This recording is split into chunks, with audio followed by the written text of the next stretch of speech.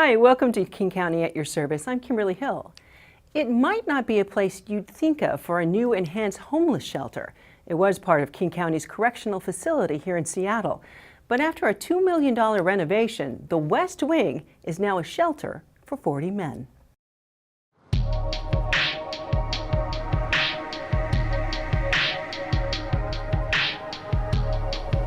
We will open these doors and make it possible for 40 men who are currently living on the streets to come indoors.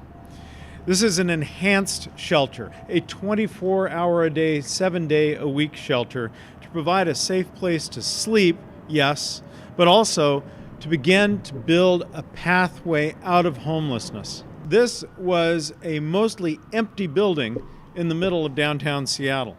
I asked to make sure that the windows were clean and let in the light. I asked that we put in new plumbing fixtures, give it a new coat of paint, make the place feel safe. One of the things that's great here is that you're able to store your belongings securely. One of the worries that people living on the street constantly have is the minute they doze off, somebody's going to come steal their stuff. And so here you can get a good night's sleep, feel safe, know that your belongings are safe. And these are very simple things that most of us take for granted, but begin to rebuild momentum in your life. We opened Harborview Hall, the overnight shelter, to bring 100 men and women and their pets indoors every night. And we're working to expand to 24/7 enhanced shelter at that site as well. We opened the Jefferson Day Center, providing case management, housing help, and health and behavioral health services, as well as showers and laundry. And there we're serving 125 people a day. This is in addition to the shelter operations 7 nights a week. All of these projects are focused on repurposing vacant or underutilized county properties as housing for shelter for people in need. To find out more, visit kingcounty.gov/housing. What would you do if your teenager became violent at home? Would you call police? Well, a King County program called Step Up is providing help and hope. My behavior caused pushing and pulling and punching. Her temper. She doesn't recognize that, when she gets violent, I started to destroy everything I see and then started to break the door down. We had to call the police on her. It's a hard decision. Most parents don't call the police until it's been going on for a while. They finally call the police either because they're afraid and scared, or they just don't know what else to do, and their youth may not be willing to go to counseling or get the help they need. STEP UP stands for Stop, Think, Evaluate, Plan, Use Patience. It's a specialized program for youth who've been violent in the home. So it's a 20-session program, and it's for youth and parents. They both come. So they're all in a group together, and the very first part of the group is called check-in. So let's do check-in. Who wants to go first for check-in? So on the abuse and disrespect wheel, I had just a little bit of attitude. I wasn't violent, and then I communicated respectfully most of the time. We have a respect wheel with all different respectful behaviors in a family, and we have a disrespect abuse wheel that has from disrespectful behaviors to verbal abuse to violence. I was physically nonviolent to people, and I didn't break anything, although I did knock something out of my mom's hand. For the computer, I could have just given her the computer, not argued about it. And they pick one behavior, usually the biggest issue that's going on, and plan out a goal for the following week to use their skills at home and really work on that behavior. Continue to build trust with my parents because that's really a big thing. And you build trust by respecting and showing them that I'm responsible.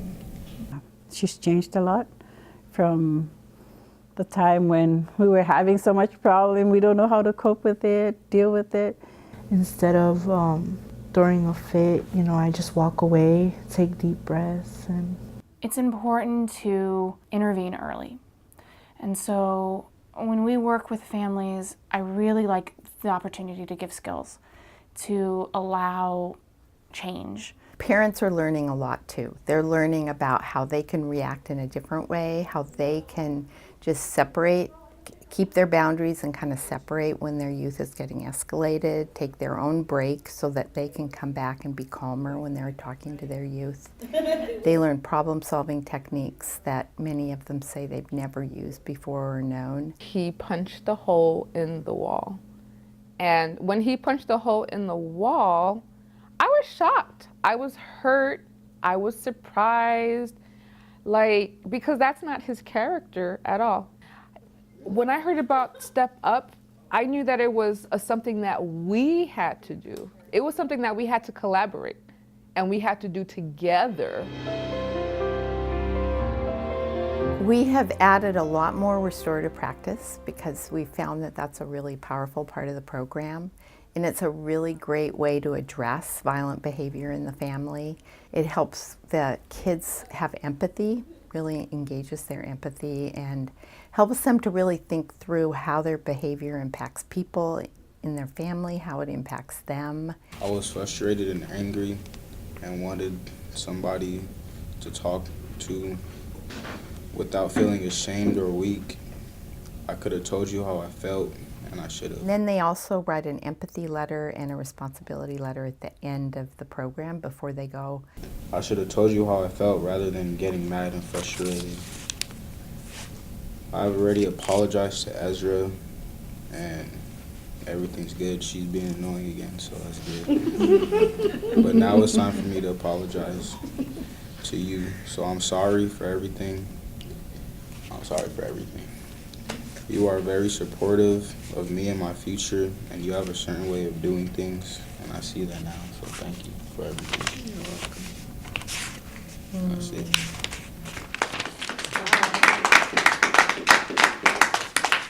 They do a lot of work in the group, and so being able to see kind of the payoff they get in after they've done all that work is really special and moving and heartwarming.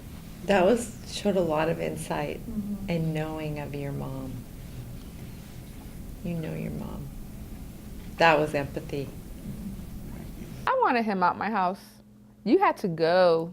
Now, my young man, I have him back. He's a gentleman. He's respectful. We communicate. He's not moving out ever. I want him there forever. It's pretty remarkable to see the change when you look at the family when they came in and look at them when they're leaving and see that huge change. And they're really grateful about it.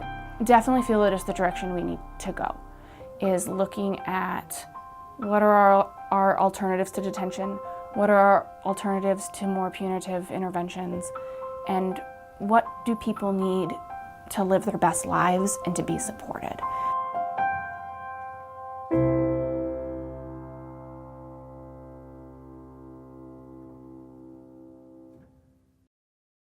Need some inspiration?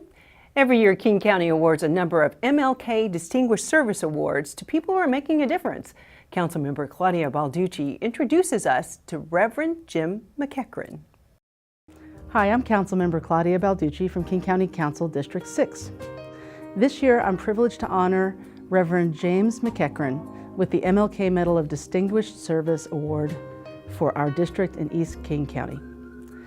Reverend Jim has answered Dr. King's question through a lifetime of service. He has led a faith community at St. Andrew's Lutheran Church in Bellevue, whose values reach outside their services and building and into the community. Reverend Jim and St. Andrews saw an opportunity to fill a critical need in their community. They joined together to purchase a small housing development across the street from their church, which provided desperately needed housing for families in need on the east side. From these humble beginnings, St. Andrews Housing Group grew and evolved into Imagine Housing, the East Side's leading affordable housing provider. Reverend Jim has also served his community on the Bellevue Human Services Commission, the Affordable Housing Services Technical Advisory Group, the Wilburton Citizen Advisory Committee, the Emerald Ballet Theater Board, and more. Reverend McEachern has made our district and all of Martin Luther King Jr. County a better place for all, and we'd like to say thank you, Reverend Jim. Thinking about a career in STEM, science, technology, engineering, and math?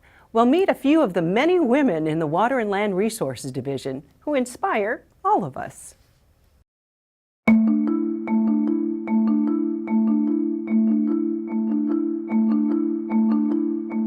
My parents took us to Wisconsin for a camping trip. That was my first exposure to the big outdoors, and I was blown away, able to go on hikes, swim in a lake, go fishing with my dad, and I knew from a very young age that it was going to be important to save those places. I have been taking my science background, and I take that interest in it, and I really enjoy communicating that with people. We had a field trip to the Hoh Indian Reservation in the Hoh River Basin on the Olympic Peninsula. You can see fossils and you can see wormholes and all kinds of cool things, and it was just fascinating. I thought, this is it. Well, I found it really interesting just going in the geology field. At the time I started, there were very few women, and I did have one professor towards the end of the course who said, just so you know, I did not think women belonged in this field. I would define it as never really being able to fit into a box. Not fitting in that box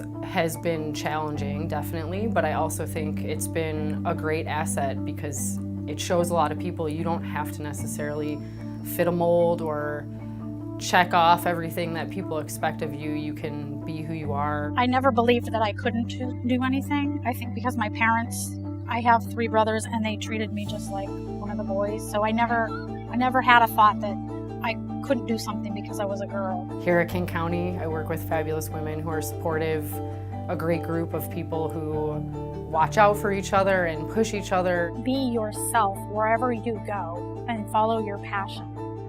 And there are inequities and unjust things that are going to happen in the world. You can focus energy on that and do what you can to change it, but don't let it hold you back. My best advice comes from a quote that I live by, and that is, the question is not who will let me, it's who will stop me. The science is changing so fast, and it's so exciting, and there's a feeling of all hands on deck. There are talented researchers and opportunities everywhere for young women and young men, and I think that part's super exciting.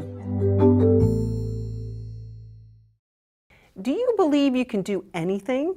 I hope you do. The King County Library System and Seahawks quarterback Russell Wilson and his wife Sierra are partnering to make sure kids dream big. Let's go, hey, win on 3. 1, 2, 3, win. Nice to throw to, big target. Here's Baldwin, smaller target, and he ducks in for the touchdown. Russell Wilson, a guy they said was too small. He is a world champion. You know, first of all, just to kind of give you guys a little background about the Why Not You Foundation. My dad used to always give me this dream. He used to always tell me this line, this story, this question that really I found out was the core of who I really was and who I was going to become and who I am today. You know what Russell Wilson is? He's a winner. That question was, son, why not you? His dad used to always tell him, why not you? You know, and that was the fundamental question that I ended up asking myself middle school through high school. And I realized that that's the fundamental question that we all ask ourselves, whether you know it or not. We all have to ask ourselves subconsciously. So it's 3rd and 13 now.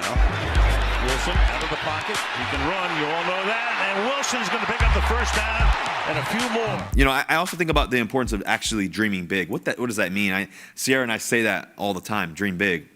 For me, that's actually visualizing where you want to go. If you want to see the movie that you really want to have for your own life, well, you got to know how to get there. You know, you got to know what time the movie starts. You got to write those things out. And I think that's really important in life. And so I think that's one of the biggest things that I can give to you guys, hopefully, is the idea of what dreaming big looks like. I'm 5'11", just right at 5'11". I was a kid from Richmond, Virginia, didn't have much money at all. My family went bankrupt at one point even, to be honest with you. And so for me, to be able to be where I am today was through a lot of hard work, a lot of people believing in me, a lot of people, my mom and my dad, taking me to the library. And to be honest with you, I wasn't very good at school. I really had to work for school. Sports was easy for me, but I had to work at school. And my dad told me, he said, my dad and my mom both told me that, you know, if I put as much energy in my school that I put into sports, how far could I take my life? And that's what's really encouraged me. That's what allowed me to dream big. Places like this, places that I could go and read, and I have to do that because that's the only place where I could be quiet and focus on what I needed to do to be successful. This beat is automatic, supersonic, hypnotic, funky, fresh. For myself, I came from a place in Georgia called Decatur, Georgia, and there I didn't have much. I didn't have all the access that a lot of my peers had that do what I'm doing today. But what I did have is I had a dream. And I believed in that dream. And I understood that and I always believe this, that all it takes is one person to believe, and that person is you. And that was my power throughout, from that moment on until now. And I want for you guys to really understand that it doesn't matter where you come from or what you have. That dream, the power of your dream is truly within you. But I knew I had the dream of being an entertainer, and I really believed in that. And I said, I'm going to commit to this dream. And what I did right away is I did a goal sheet. And on this goal sheet, I wrote down my goals. My first goal was to get discovered. The second goal was, once I got discovered, to sell 3 to 4 million records. The third goal was to have longevity. And I mentioned that process because that is the power of envisioning your dream. The power of manifestation starts there, and then you write it down, right? And when you write those dreams down, you give those dreams power.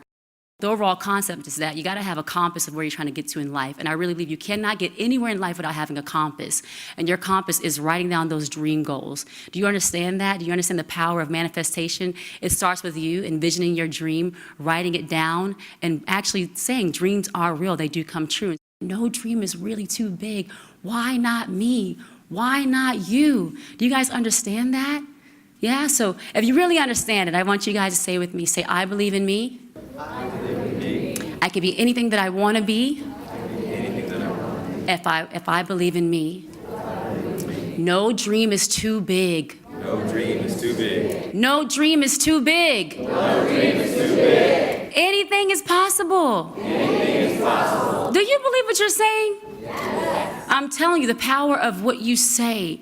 When you speak, you have a chance to tell your life story. So when you speak, say great things. Anything is possible. If they can do it, we can do it. It makes me feel don't give up and always dream big. Yeah. I think about what Sierra and Russell were talking about with writing down goals.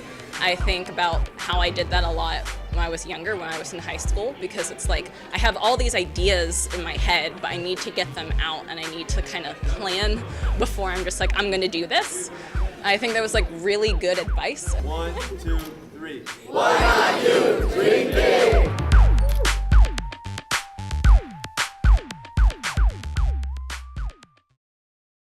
To find out more about the Dream Big program, visit kcls.org. Thanks for joining us for King County at your service. I'm Kimberly Hill. Visit us anytime online at kingcounty.gov/KCTV.